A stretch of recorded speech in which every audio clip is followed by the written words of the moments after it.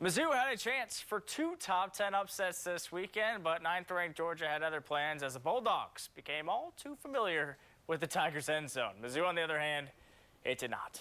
Here's ABC 17's Natalie Jones.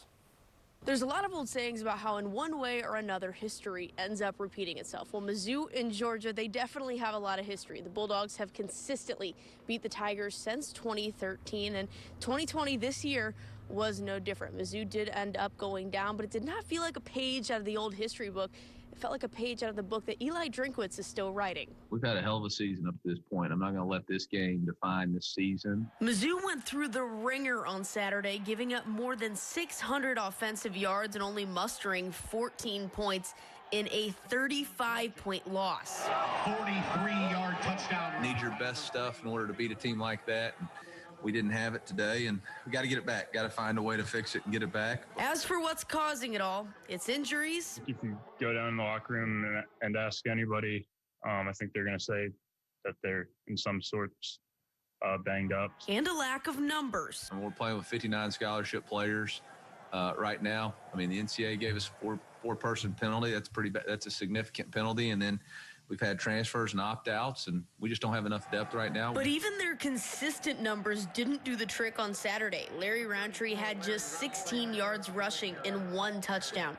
A pretty big change when you look at his track record. People talk about it all the time in this conference. You got to be able to run the ball.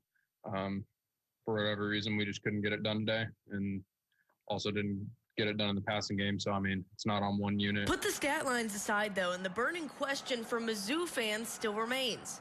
How do we fix this depth issue? I don't know. My mind's not really focused on that question, to be honest with you. I just got my butt whipped by Georgia, so trying to figure out how to improve my football team. Well, ever since Drinkwitz got the job here at Mizzou, his stated goal has been to win the SEC East. And after Saturday's game, he said they're just not there yet, but they're still working on it.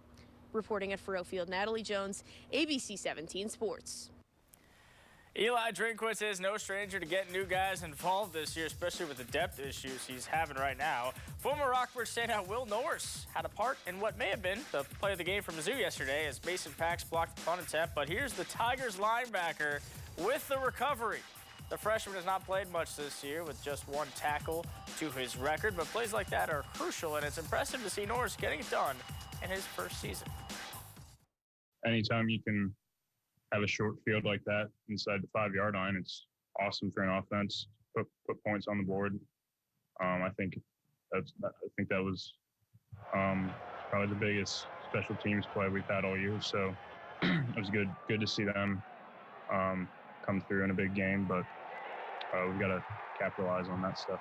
We got to play better. Didn't play well enough on offense or defense. I thought our special teams gave us a chance, but offense and defense really didn't do anything to give us a chance. Up next, Mizzou will make one more regular season road trip to Starkville, Mississippi to meet the Bulldogs. It'll be a battle of 2 first-year SEC coaches as Mike Leach's Mississippi State squad is 2-7 in his first year at the helm. That game will kick off 2:30 on Saturday.